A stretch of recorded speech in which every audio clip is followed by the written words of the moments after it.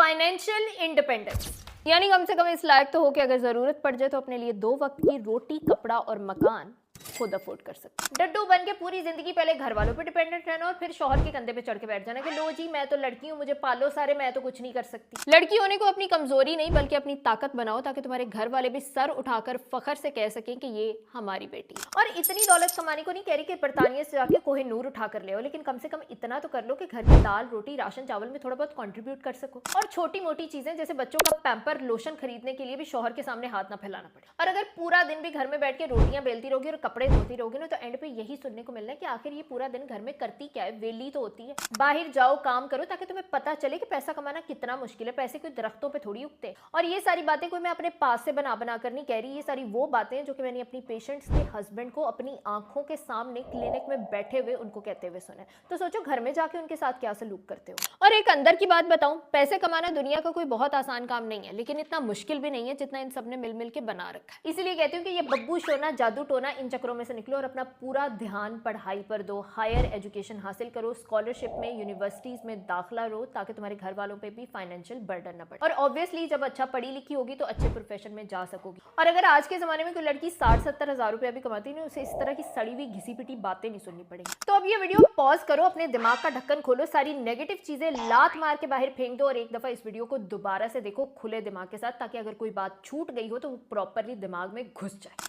और अगर ये वीडियो पसंद आ गई है तो इसको लाइक कर दो और शेयर कर दो अपनी किसी दोस्त के साथ जिसको ये एडवाइस सुनने की अशद जरूरत है। और अगर चाहते हो कि इस तरह की किसी और टॉपिक के ऊपर मैं बात करूं तो नीचे कमेंट करके बता दो, स्पेशली खवातीन से रिलेटेड हो, because I love and support women. मेरी जिंदगी के 2 ही मकसद है, एक तो पाकिस्तानी अवाम को फॉर्मूला क्रीमों से हटाकर मेडिकेटेड स्किन केयर पे शिफ्ट करना, और दूसरा पाकिस्तान की खवातीन को मेंटली अवेयर, एजुकेट और एम्पावर करना। और इसमें यू विल